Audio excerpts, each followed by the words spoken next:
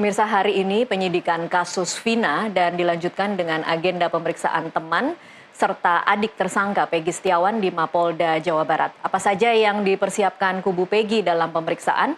Bagaimana pula dengan rencana pra-peradilan yang akan diajukan oleh Peggy Setiawan? Seberapa serius pra-peradilan ini akan diajukan? Dalam perspektif yang lebih luas, pra-peradilan ini dapat dikatakan sebagai ajang untuk membuktikan diri bahwa Peggy bukan tersangka seperti keyakinan keluarga dan kuasa hukumnya. Di sisi lain, pra-peradilan juga penting bagi kepolisian bahwa penyidikan terhadap Peggy sudah layak. Dalam bahasa mantan Kabareskrim, pra-peradilan oleh Peggy merupakan pertaruhan polisi menjaga marwah mereka. Untuk membahas topik ini, kita telah tersambung dengan kuasa hukum tersangka Peggy Setiawan, Mukhtar Effendi, serta kriminolog dari Universitas Indonesia, Profesor Adrianus Meliala. Selamat sore, Pak Mukhtar. Selamat sore, Pak Adrianus. Selamat sore, Mbak. Iya, terima kasih sudah bergabung bersama kami di NTV Prime. Saya ke Pak Mukhtar terlebih dahulu untuk mengetahui apa perkembangan terbaru dari pemeriksaan dua saksi yang meringankan Peggy Setiawan hari ini. Baik, selamat sore. Sebelumnya saya sampaikan bahwa memang pada hari ini, Selasa tanggal 4 2024, telah dilaksanakan pemeriksaan terhadap saksi yang meringankan, yaitu satu orang teman daripada PS, klien kami, dan satu orang lagi adalah adik kandung PS. Yang alhamdulillah pemeriksaan tersebut juga didampingi oleh kuasa hukum daripada saksi. Karena memang kami dari tim, setiap kuasa hukum itu didampingi oleh mendampingi saksi yang akan dipanggil oleh pihak kepolisian. Demikian. Baik, Pak Mukhtar, kalau bisa lebih detail lagi diceritakan bagaimana peran keduanya dalam membuktikan bahwa Peggy tidak berada di TKP pada saat kejadian. Baik, sebagaimana kita ketahui bahwa Robi sendiri adalah adik kandung daripada PS ya, yang pada saat kejadian tahun 2016, Robi ini bersama-sama dan memang selalu bersama dengan PS dalam melaksanakan pekerjaannya sebagai kuli bangunan. Nah, kebetulan pada tahun 2016 pun memang Robi berada dan selalu berada bersama PS di daerah Bandung. Yang kebetulannya juga memang dua-duanya baik PS maupun Robi adalah pekerja kuli bangunan yang dimana Menkon atau kontraktornya bapaknya sendiri, yaitu Pak Rudi. Sehingga dalam kasus ini sangat jelas kami nyatakan bahwa apapun yang disampaikan keterangannya oleh Robi dan temannya, insya Allah secara hukum akan meringankan daripada PS. Karena keberadaan PS selalu berdampingan dengan Robi. Baik. Jadi, ya. Pak Mukhtar, ini kalau melihat posisi saksi-saksi yang hadir hari ini kan statusnya adalah adik dan juga teman. Selain kesaksian dari mereka, adakah bukti-bukti lain yang dihadirkan? Sementara untuk bukti-bukti lain yang memang sedang kami kolektifkan ya, sedang kami kumpulkan, upayakan berkenaan dengan bukti-bukti lain yang bisa dalam artian meringankan kepentingan hukum daripada PS. Salah satu di antaranya adalah bukti yang dipegang oleh orang tuanya, yaitu adanya catatan tentang pembayaran gaji kepada PS dan Robi yang dilakukan oleh pemilik rumah yang saat itu memang mereka berdua bekerja di sana. Demikian. Baik, Pak Mukhtar, ada juga pernyataan dari kuasa hukum keluarga Peggy, Yudia Alamsyah, yang menyebut ada saksi istimewa yang akan hadir hari ini. Siapa saksi istimewa itu, Pak Mukhtar? Mohon maaf, Mbak, itu kami sepakat seluruh tim atau seluruh anggota tim penasihat hukum daripada PS eh, karena ini masih dalam proses di kepolisian, belum masuk ke dalam proses persidangan, maka saksi atau bukti apapun dan saksi siapapun itu kami sepakat untuk tidak memblow up-nya. Jadi dalam hal ini kami memohon maaf untuk tidak bisa menyebutkan siapa saksi, apalagi ini kan klasifikasinya adalah saksi istimewa. Oke, Demikian. jadi tapi ada satu saksi yang memang saat ini sudah disiapkan dan belum diperiksa di Polda Jabar, begitu ya Pak Mukhtar? Demikian, seperti itu. Posisinya aman nih Pak Mukhtar, ada di LPSK atau ada di tim kuasa hukum atau seperti apa Pak Mukhtar? Insya Allah aman, karena memang kami semua berupaya untuk mengamankan itu. Apakah nanti memang di bawah pengawasan LPSK atau masih tetap di bawah pengawasan kita? Untuk sementara ini kita memang sedang berkoordinasi dengan LPSK tentang saksi yang tadi disebutkan. Demikian, Mbak. Baik. Saya ke Prof. Adrianus dulu. Prof. Adrianus, apa analisa Anda terhadap perkembangan kasus Vina per hari ini, Prof? Saya kira ini hal yang wajar dan biasa ya. Ada orang yang ditersangkakan, lalu kemudian menolak untuk ditersangkakan, dan setelah kemarin ramai di media, sekarang masuk kepada konteks peradilan, yakni membawa saksinya untuk diperiksa polisi. Ya, lalu nanti semua kesaksian yang meringankan dan memberatkan itu kemudian digabung oleh polisi dalam satu gelar, dan kemudian nanti diputuskan apakah akan tetap ditersangkakan atau tidak. Nah, itu kan hal yang biasa, gitu ya. Okay. Nah, justru tidak biasa kalau misalnya saudara Peggy misalnya merasa bahwa tidak ada fakta yang keras ya dan telanjang yang mengarah padanya, lalu kemudian diam-diam saja bahkan kemudian mengakui, ya itu saya kira justru nggak biasa ya, gitu ya.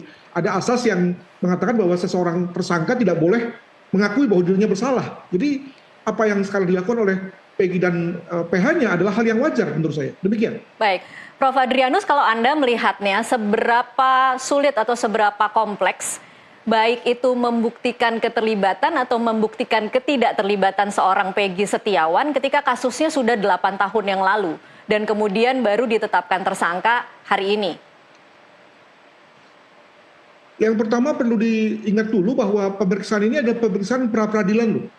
Belum pemeriksaan substansi nanti di saat pengadilannya gitu. Di mana saat pemeriksaan pra-peradilan ini yang diperiksa adalah konteks administratif lah gampangnya begitu ya. Apakah polisi berhak mentersangkakan? Apakah polisi berhak menangkap gitu. Jadi lebih kepada konteks administratifnya. Ada nggak kewenangan kepolisian? Bukan kepada substansinya. Nah, substansi itu akan diperiksa nanti. Jadi ketika sekarang ini nanti misalnya Hakim Prapit itu lalu kemudian menyatakan polisi yang benar, maka lanjut ke pengadilannya, di mana kemudian lalu ada situasi di mana tadi pertanyaan itu menjadi benar. Itu yang pertama. Yang kedua, betul sekali bahwa soal waktu itu menjadi menentukan dalam rangka menguji konsistensi, akurasi, ketepatan, kelengkapan dari saksi dan bukti yang akan diajukan, baik itu oleh kepolisian maupun baik itu oleh JPU ya dan oleh PH. Jadi saya sendiri berpendapat bahwa pasti sudah ada ketidakakurasian, ketidaklengkapan gitu ya, sehingga dalam hal itu juga lalu kemudian hakim diminta membacanya. Nah, kalau kita melihat bahwa hari ini PH mengajukan 2 saksi yang lebih bersifat saksi bilangnya narrative witness ya, saksi yang berbicara, maka jangan lupa bahwa saksi yang berbicara itu juga kemudian dapat dengan mudah dipatahkan bahwa 8 tahun itu orang bisa lupa loh. Orang bisa tidak ingat tentang sesuatu loh gitu ya. Kecuali kalau si pelakunya, di mana kemudian ada kejadian yang traumatis. Nah, biasanya kita kemudian sebagai pelaku, sebagai korban itu kemudian akan mengingatnya. Tetapi ketika ada orang lain, maka apakah orang lain akan mengingat dengan persis kejadian yang menimpa kita? Belum tentu. Nah, itulah yang saya kira akan menjadi sesuatu yang sasaran ya, atau titik di mana JPU akan menyerang balik dari saksi yang dibawa oleh PH terkait dengan meringankan saudara Peggy. Demikian. Siapa yang punya lebih besar peluang? Apakah tim kuasa hukum atau polisi dalam kasus pra-peradilan ini nanti, Prof? Mengingat ada waktu 8 tahun yang itu kemudian bisa digunakan bahwa orang bisa saja lupa dengan kejadian 8 tahun lalu. Ya kalau polisi juga sama-sama memiliki yang saya sebut sebagai narrative witness, saksi yang bicara, itu juga kemudian akan mudah bagi PH untuk menyerangnya dengan mengatakan bahwa Anda ini sebetulnya hanya make up saja nih, hanya mengada-ada saja, hanya cerita saja, tidak ngomong hal yang sebenarnya. Itu yang pertama. Namun saya juga menduga bahwa mengapa kemudian kepolisian itu yakin betul, dan tadi mengutip apa yang dikatakan oleh Pak Susno ya, bahwa ini bukan hanya polisi tapi juga marwah daripada korps ya. Saya kira polisi akan punya bukan hanya narrative witness tapi hard fact ya. Jadi hard evidence. Misalnya saja, saya nggak tahu apa ya, tapi misalnya saja ada sidik jari, ada DNA ya, yang secara pembuktian itu memang menempati posisi kuat sekali dalam rangka membuktikan adanya satu bukti dibandingkan dengan saksi yang bicara seperti halnya yang dimiliki oleh PH ini. Begitu. Oke, baik. Kita masih akan lanjutkan di segmen selanjutnya. Ditahan dulu Pak Mukhtar dan juga Prof. Adrianus. Kami masih akan kembali usai jeda berikut.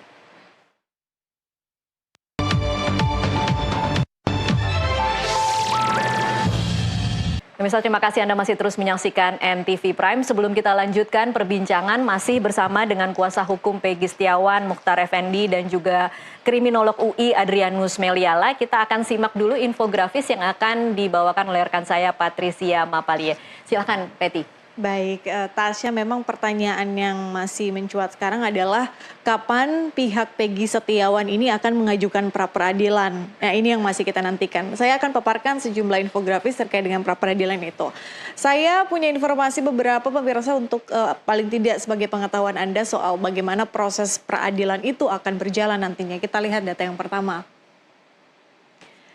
Kita mengacu pada data ya soal seluk-beluk pra-peradilan bersumber dari pedoman Mahkamah Agung. Pra-peradilan adalah wewenang pengadilan negeri untuk memeriksa dan memutus. Yang pertama kita lihat terlebih dahulu.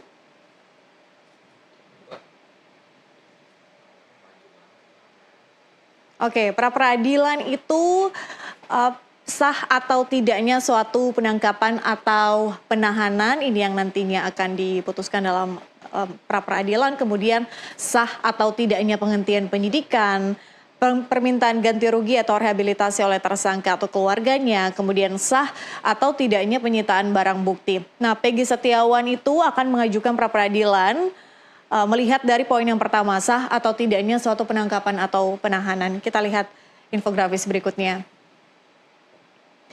Setelah mengetahui kemudian pra-peradilan itu seperti apa, kemudian siapa yang bisa mengajukan pra-peradilan itu. Yang pertama adalah tersangka, kemudian yang kedua penyidik, yang ketiga adalah penuntut umum atau pihak ketiga. Penyidik itu adalah untuk memeriksa sah atau tidaknya penghentian penuntutan, sementara untuk pihak ketiga atau dalam hal ini saksi korban maupun juga penuntut umum adalah untuk memeriksa sah tidaknya penghentian penyidikan atau penghentian penuntutan. Sekali lagi kita lihat untuk infografis berikutnya, kita masih bersumber dari pedoman Mahkamah Agung. Ini adalah proses pemeriksaan pra-peradilan saat kemudian ini diajukan. Pra-peradilan dipimpin oleh hakim tunggal yang dibantu seorang panitera, kemudian pemohon dan termohon harus dihadirkan di sidang. Pra-peradilan diputuskan 7 hari sejak sidang pra-peradilan digelar. Pemohon dapat mencabut permohonan pra-peradilan sebelum putusan dan disetujui termohon. Kemudian poin yang kelima, jika perkara sudah mulai disidangkan tapi pemeriksaannya belum selesai, maka permohonan pra-peradilan akan dianggap gugur. Oke, infografis berikutnya. Masih berbicara soal seluk-beluk pra-peradilan, ini adalah upaya hukum terhadap putusan pra-peradilan. Biasanya di sidang-sidang yang lain, ini ada pihak yang kemudian bisa mengajukan banding terhadap putusan sidang, tapi kalau putusan pra-peradilan ini tidak dapat dimintakan banding. Kemudian permohonan banding terhadap putusan pra-peradilan harus dinyatakan tidaklah diterima. Poin yang ketiga adalah pengadilan tinggi memutus banding tentang tidak sahnya penghentian penyidikan dan penuntutan dalam tingkat akhir. Kemudian poin berikutnya atau yang terakhir, putusan pra-peradilan tidak dapat diajukan upaya hukum kasasi. Sekali lagi bersumber dari pedoman Mahkamah Agung. Itu adalah sejumlah data serba-serbi terkait dengan pra-peradilan itu, dan ini kemudian yang nanti akan dielaborasi Tasya dan juga narasumber yang sudah bergabung. Silakan. Baik, terima kasih Peti untuk pemaparannya, dan kita akan lanjutkan pemirsa berbincang dengan Profesor Adrianus Meliala dan juga Mukhtar Effendi, kuasa hukum dari Peggy Setiawan.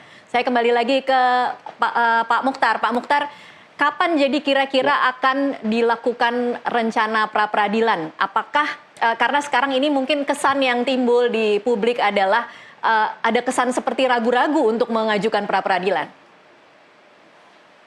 Baik, untuk masalah pra-peradilan adalah sebuah proses yang juga untuk mendapatkan kepastian hukum bagi klien kami. Insya Allah dalam minggu-minggu ini akan kami ajukan, walaupun memang prosesnya terkesan lambat, bahkan mungkin terkesan ragu-ragu. Tapi kami yakinkan bahwa pra-peradilan ini akan kita tempuh. Karena apa? Bidikan kita terhadap materi di dalam pra-peradilan itu harus tepat. Sehingga kepentingan hukum bagi klien kami itu bisa terpenuhi. Demikian. Ini ada hitung-hitungannya nggak sih Pak Mukhtar? Maksudnya apakah memang tim kuasa hukum sedang berhitung untung ruginya mengajukan pra-peradilan atau tidak? Secara hitung-hitungan memang itu menjadi pertimbangan kita, Mbak. Itulah sebabnya kenapa sekarang banyak beredar serius atau tidak sih ini pra-peradilan yang diajukan PH. Apa kira-kira yang jadi pertimbangan Pak Mukhtar? Sebetulnya banyak hal yang memang kita pertimbangkan, tetapi tentu saja hal tersebut adalah bukan hal yang menghambat kepada proses pra-peradilan. Tetapi hal tersebut adalah hal yang berkaitan dengan tepat atau tidaknya sasaran kita nanti atau bidikan kita pada saat proses sidang pra-peradilan. Demikian. Ini artinya masih belum yakin bahwa bisa membuktikan proses penetapannya sah atau tidak, atau seperti apa? Salah satu diantaranya adalah itu. Salah satu diantaranya adalah faktor itu. Karena memang di dalam pra-peradilan ini ada satu poin yang memang harus kita mohonkan atau ajukan, sah atau tidaknya penangkapan terhadap tersangka, kan begitu. Nah, ini poin ini merupakan salah satu bahan pertimbangan bagi kami tim kuasa hukum, sehingga kami juga akan menyiapkan data-data atau materi-materi yang mendukung terhadap poin tersebut. Demikian, Mbak. Baik, saya ke Prof. Adrianus. Prof. Adrianus, kalau menurut Anda seberapa penting bagi tim kuasa hukum untuk mengajukan proses pra-peradilan ini sebagai upaya keseluruhan untuk membuktikan bahwa kliennya tidak bersalah dalam kasus ini? Saya kira harus hati-hati, Mbak, dengan narasinya gitu. Pada pra-peradilan itu hakimnya tidak memeriksa soal kebersalahan, Iya. tapi memeriksa soal hal-hal terkait dengan kewenangan dan pelaksanaan kewenangan. Jadi misalnya yang diperiksa dalam konteks petersangkaan dan juga penahanan dari kliennya Pak Mukhtar adalah misalnya apakah kepolisian yang menahan adalah memang kepolisian yang boleh menahan dan berhak menahan. Gitu. Apakah adakah surat perintah penahanan ya atau petersangkaan diperlihatkan pada saat penahanan misalnya begitu. Atau misalnya apakah waktu penahanan sudah lewat atau belum, begitu. Tapi belum bicara soal substansi. Jadi ada benarnya yang tadi dikatakan oleh Pak Mukhtar, bahwa kalau ada saksi-saksi yang kunci atau tadi dikatakan saksi yang emas gitu ya, memang ditahan saja, artinya biar kemudian diperiksa di peradilan yang memang akan memeriksa formil materi nanti gitu ya. Tapi juga di pihak lain secara implisit Pak Mukhtar memang, nah nanti terserah Pak Mukhtar mau klarifikasi apa enggak. Menurut saya sudah tahu posisinya, apalagi karena Pak Mukhtar kan PH juga ya, mengetahui apa itu yang akan diperiksa oleh hakim dalam rangka pra-peradilan, bahwa kemungkinan hakim akan akan menolak permintaan dari pihak Pak Muhtar, dan lebih bagus siap-siap untuk bertarung ya di battle yang sebenarnya, yakni di pengadilan. Oke, Karena jadi tadi, kalau rekomendasi Anda, Prof, lebih baik tidak usah mengajukan pra peradilan kalau memang tidak yakin dengan bukti-bukti yang akan diajukan, begitu ya? wah, saya itu di luar kekuasaan saya, tapi saya kira teman-teman yang main di hukum tentu sudah bisa menghitung ya kekuatan atau kelemahan dari kasusnya, sehingga lalu kemudian tidak memberikan janji surga gitu ya kepada semua orang. Hanya masalahnya kan begini, tadi dikatakan juga oleh pembawa acara bahwa di tweet di media sosial, Iya. di pembicaraan warung kopi itu kan sudah terbentuk semacam opini Iya. bahwa Peggy ini polisi salah tangkap lah, begitu gampangnya. Iya. Nah, ketika nanti kemudian lalu ternyata pada saat pra peradilan itu lalu kemudian hakim memenangkan, nah kan lalu akan mengecewakan dan sekaligus juga lalu kemudian membuat masyarakat menghujat pengadilan, padahal sebetulnya dalam dunia pengadilan ya tentu ada hitung-hitungan yang memang tentu para ahli hukum yang mengetahui. Demikian, Jadi proses pra peradilan ini ada hubungannya juga dengan memenangkan opini publik berarti ya, Prof Adrianus? Ya kalau kita percaya dengan hal itu, tentu para ahli hukum yang tidak percaya dengan dunia sosial tentu bilang tidak ada, tapi kalau saya kok rasanya ada ya, bahwa tentu dalam hal ini hakim, demikian juga PH dan juga polisi tentu juga berpikir bahwa memang opini publik itu perlu dalam rangka bagaimana bersikap terkait dengan kasus yang dihadapi. Oke, baik, kita akan break dulu untuk azan maghrib, kami akan kembali usai jeda berikut.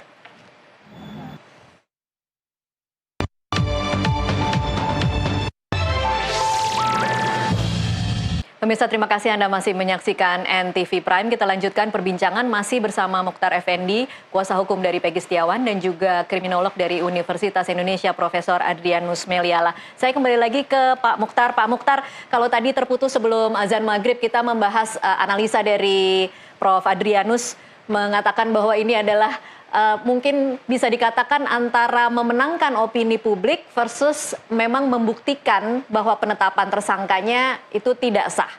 Tetapi kita juga sudah sama-sama sepakat memahami bahwa di kasus ini sebenarnya keberpihakan publik terhadap kejanggalan kasus ini sangat besar. Jadi mengapa masih ragu, Pak Mokhtar? Baik, Mbak. Seperti yang tadi disampaikan oleh Prof juga, bahwa pra-peradilan itu kan untuk membuktikan sah atau tidaknya penangkapan dan penahanan. Dalam hal ini adalah terhadap klien kami. Itu yang pertama. Kemudian yang kedua, apakah nanti opini publik tergiring dengan adanya hasil daripada pra-peradilan, itu hal yang mengikuti daripada hasil yang pertama tadi, hasil tentang pra-peradilannya. Itu. Kemudian yang selanjutnya, bahwa waktu atau ketepatan atau kecepatan waktu yang memang kita ambil itu kita juga harus memperhitungkannya. Jadi tidak tergesa-gesa, tidak terburu-buru untuk melakukan pra-peradilan. Karena dalam artian bukan berarti kita molor-molor gitu ya waktunya, bukan ke arah sana. Tetapi yang tadi dari awal saya sampaikan, bahwa proses ini harus betul-betul tepat sasaran terhadap apa nanti yang akan kita perjuangkan di dalam proses pra-peradilan. Demikian, Mbak. Baik, kalau untuk kondisi Peggy sendiri seperti apa terakhir Anda ketahui, Pak Mokhtar? Untuk kondisi PS sendiri, alhamdulillah terakhir saya ketemu dengan PS dalam keadaan sehat walafiat. Tidak, kalau saya lihat mungkin karena banyaknya informasi juga yang didapat oleh dia bahwa begitu banyak advokat yang bergabung di dalam tim kuasa hukum untuk kepentingan hukum PS sendiri, maka saya lihat secara psikis kelihatannya sudah tidak down lagi lah gitu ya. Lebih Walaupun percaya diri berarti ya Pak Mokhtar? Ya betul, lebih percaya diri. Demikian, Mbak. Oke, ada informasi bahwa akan dipindahkan ke Nusa Kambangan, seberapa jauh kebenaran informasi ini Pak Mokhtar? Eh, Kalau menurut saya informasi itu terlalu apa ya? Terlalu didramatisir lah. Karena Peggy Setiawan ini atau PS ini bukan penjahat bukan penjahat yang begitu begitu besar seperti yang digambarkan oleh orang-orang di luar kan begitu ya. Nah, ini kan harus dibuktikan juga tentang kesalahan dia ini. Dan pembuktiannya itu tentu saja melalui proses peradilan yang benar. Nah, kalaupun ada informasi bahwa katanya klien kami PS ini mau dipindahkan ke Nusa Kambangan, pertanyaannya urgensinya apa? Kan gitu. Urgensinya apa? Kok sampai dipindahkan ke Nusa Kambangan? PS ini bukan teroris kok yang membahayakan terhadap negara. Ya, itu aja, Mbak. Baik, saya ke Prof. Adrianus lagi. Prof. Adrianus, saya ingin sama-sama kemudian melihat kasus ini dari kacamata yang mungkin sedikit lebih jauh. Bagaimana kasus ini sebenarnya dipicu kembali oleh sebuah film yang diangkat berdasarkan sebuah kisah nyata yang kemudian membuat publik kemudian tergerak untuk mencari tahu seberapa kebenaran kasus ini dan kemudian membuat polisi harus membuka kembali kasus ini dan kita kemudian dihadapkan dengan fakta-fakta baru termasuk fakta pengakuan dari salah satu terpidana yang sudah dibebaskan bahwa dia mengaku salah tangkap. Menurut Anda, bagaimana seharusnya kepolisian menangani kasus ini dengan cara yang paling akuntabel sehingga kemudian bisa meraih kembali kepercayaan publik yang saat ini tadi mungkin Anda katakan sudah ternodai di kasus ini? Ya kalau diminta bagaimana bereaksi, maka saya kira ada mekanisme yang disediakan oleh hukum kepada kita sebagai publik untuk kemudian direspons oleh kepolisian. Contoh misalnya saudara Tatal ya. Iya, Saka Tatal. Dia punya hak untuk PK. Nah, masalahnya sudah belum gitu. Kalau cuma sekedar PH-nya dari wirawiri dari satu stasiun TV ke stasiun TV yang lain, itu kan tidak ada gunanya dari segi bahwa yang bersangkutan itu sudah dirugikan ya, merasa dirugikan selama 8 tahun kehilangan kebebasan dan kemudian mengharapkan satu kompensasi dari negara. Tapi kalau cuma dari wirawiri saja saya kira nggak bisa. Untuk itu maka kita juga menunggu nih PK yang diajukan oleh PH daripada saudara Saka Tatal itu yang pertama. Yang kedua juga demikian juga dengan saudara Peggy ini ya, saya kira setelah PH banyak ngomong di berbagai stasiun TV, sekarang sudah waktunya untuk kemudian masuk ke forum yang sebenarnya, yakni forum pra peradilan dan nanti peradilannya gitu. Nah, terus terang Pak Muhtar, saya agak ya tadi saya pada satu sisi saya bisa memahami strategi daripada PH dalam rangka untuk menyimpan tenaga gitu ya. Tapi juga di pihak lain, karena kita bicara mengenai penahanan, maka bayangkan kalau saya berada dalam situasi Peggy dan saya tidak bersalah, maka saya ingin segera secepat-cepatnya keluar dari tahanan. Bukan hanya sekedar tidak ditersangkakan, tapi juga tidak ditahan. Nah, kalau kemudian di pihak lain lalu teman-teman PH-nya lalu kemudian main aman, maka apa namanya kalau bukan sebetulnya teman-teman PH ini sebetulnya kekurangan peluru ini untuk kemudian maju ke PH, maju ke Prapit sekalipun gitu ya. Nah, itu yang saya kira perlu juga dilihat dari segi bahwa tentu sebagai seorang tersangka yang memang benar-benar katanya tidak bersalah, tentu maunya segera keluar dong, gitu ya. Dan yakin bahwa PH pasti sudah bisa menyediakan sejumlah cara untuk kemudian mematahkan argumen kepolisian. Nah, kalau memang itu tidak ada, nah sekarang kita lalu masuk kepada dunia peradilannya nanti. Jangan lupa bahwa di peradilan nanti akan ada situasi itu, ada yang namanya tadi yang saya katakan narrating witness, saksi yang berbicara bahwa dia melihat, bahwa dia mendengar, bahwa dia punya slip gaji, tapi tadi akan dengan mudah dipatahkan oleh JPU dan juga kalau dia mengundang ahli psikolog gitu ya, ahli komunikasi bahwa dalam rentang waktu 8 tahun itu akan ada banyak sekali kemungkinan di mana kesaksian dari sang narrative witness itu ada kesaksian yang sudah karena opininya, karena persepsinya, karena ilusinya bahkan, dan bukan karena faktanya. Di pihak lain, kepolisian mungkin punya yang namanya hard facts ya, fakta keras yang tidak bisa terbantahkan, misalnya saja, saya juga nggak tahu ya dalam hal ini, misalnya DNA atau sidik jari, yang saya kira dalam hal ini ketika itu kemudian dibuka ke depan hakim, tentu hakim akan lebih percaya bahwa saudara Peggy adalah pelakunya. Demikian.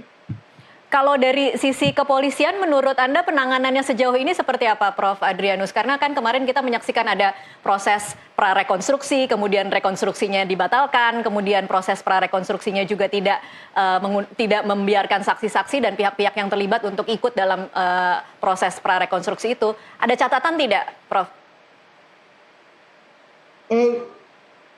Jangan lupa bahwa rekon dan prarekon itu sendiri bukan sesuatu yang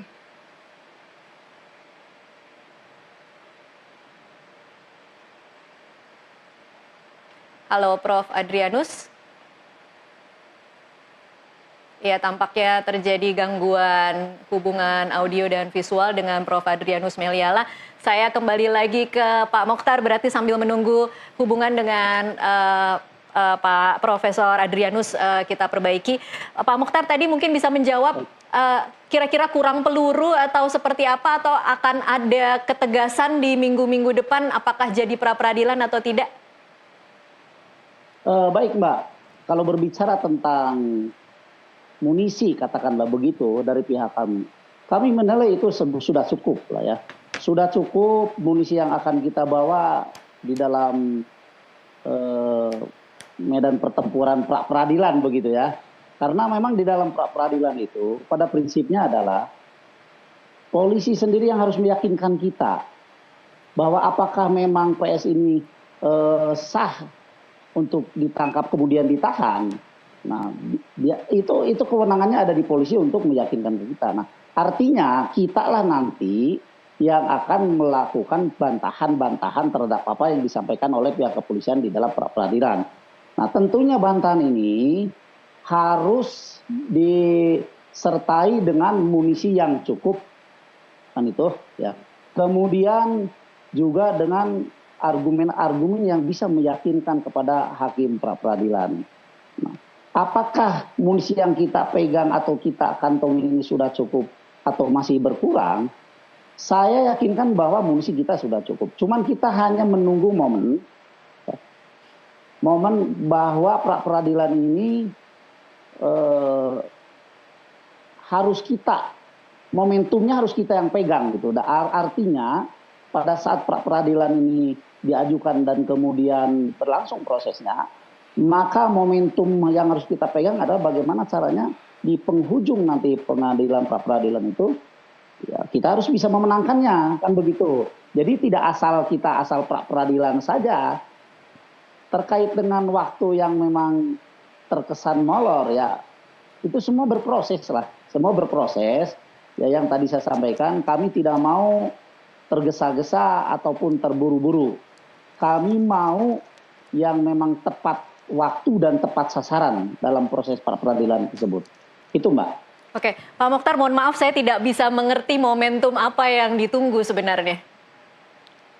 Ya momentum dalam hal ini adalah momentum yang maksudnya gini, momentum yang dimaksud sama kami adalah bagaimana caranya kami bisa memenangkan dalam proses pra-peradilan. Itu maksud saya. Itu, Oke, jadi bukan menunggu sesuatu terjadi kemudian baru akan memajukan pra-peradilan begitu ya? Oh tidak. Bahkan begini, sebelum pra-peradilan kita ajukan pun, per hari besok ini kita sudah mengajukan penangguhan penahanan buat kepentingan klien kami, kan gitu. Karena penahanan yang dilakukan oleh pihak kepolisian tidak harus tersangka itu ditahan di dalam rumah tahanan kepolisian, ya di dalam penahanan kepolisian lah. Berbagai macam penahanan kan ada tahanan rumah, tahanan kota, kan gitu. Ini besok hari Rabu berarti ya, kami akan mengajukan surat penangguhan penahanan. Di samping kita menjalankan proses pra-peradilan yang tadi saya sampaikan. Demikian Mbak. Baik, selain penangguhan penahanan, kira-kira apa agenda selanjutnya untuk minggu-minggu ke depan, Pak Mokhtar? Sementara dua proses itu yang akan kita lalui dan kita jalankan, tentu saja proses-proses ke depannya ya kita menunggu dulu hasil daripada apa yang kita lakukan dalam waktu dekat ini. Hasilnya seperti apa, maka langkah dan proses ke depannya itu akan kita rumuskan bersama lagi.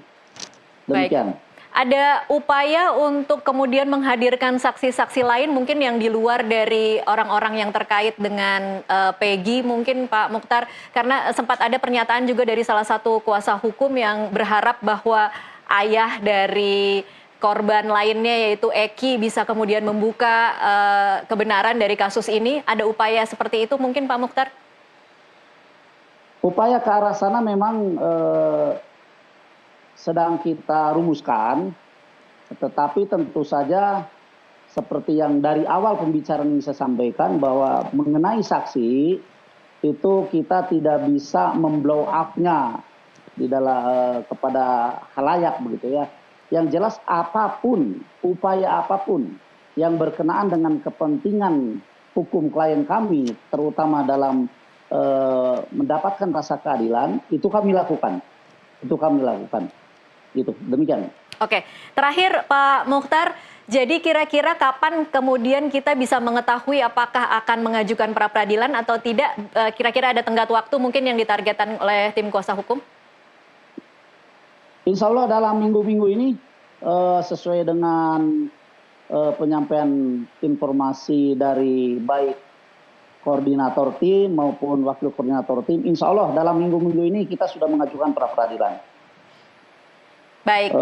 Kami mohon kepada masyarakat terutama yang mengikuti perkembangan daripada kasus ini untuk bersabar melihat perkembangan dan proses selanjutnya.